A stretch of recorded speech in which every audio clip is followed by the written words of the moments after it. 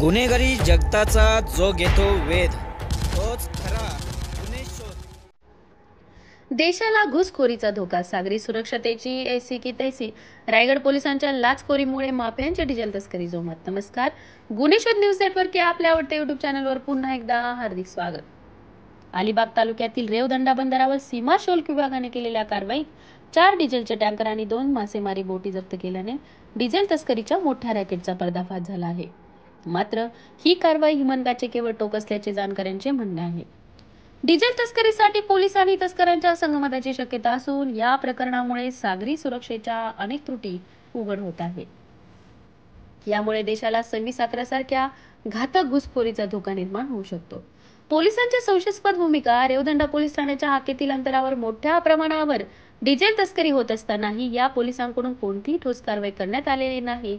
यामुळे पोलीस प्रशासनावर संशय निर्माण होत आहे। मच्छीमारांच्या म्हणण्यानुसार पोलिसांचा काही भाग आर्थिक फायद्यासाठी तस्करीकडे जाणीवपूर्वक दुर्लक्ष करत आहे।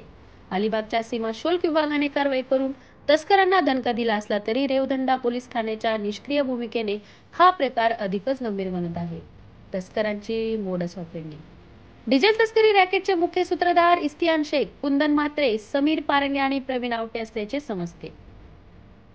इस्तियाक शेख मोठ्या जहाजामधून लहान नावांमध्ये डिझेल पुरवण्याचे काम करतो। कुंदन म्हात्रे स्थानिक परिस्थिती सांभाळतो, तर समीर पारंगे आणि प्रवीण आवटे टँकरमधून डिझेलची वाहतूक करतात। या तस्करांचे आर्थिक जाळे इतके मजबूत आहे की स्थानिक पोलिसांपासून ते इतर सुरक्षा यंत्रणांपर्यंत सर्वांनाच ते खिशात ठेवून काम करतात।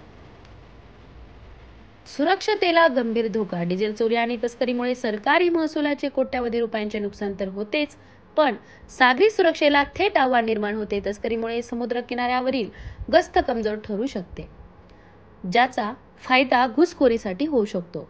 या पार्श्वभूमीवर सागरी सुरक्षा बळकट करणे आवश्यक आहे, तसेच पोलीस विभागातील दोषींवर कठोर कारवाई करणेही गरजेचे आहे। राजकीय वरदहस्ताची कबुली। तस्कर राजू पटेल आणि कन्हैया यांची नावे या प्रकरणात समोर आली असून त्यांना राजकीय वरदहस्त असल्याचा आरोप खुद्द तस्करांनी केला आहे। हे वास्तव अधिक धोकादायक आहे, कारण पोलीस आणि राजकीय नेत्यांच्या संगमताने देशाच्या सुरक्षेला धोका निर्माण होत आहे। रेवदंडा बंदरावर घडणाऱ्या घटनांमुळे सागरी सुरक्षेच्या त्रुटींवर प्रकाश पडत आहे। या प्रकरणाची सखोल चौकशी होऊन दोषींवर कडक कारवाई व्हावी, अशी मागणी नागरिकांकडून होत आहे।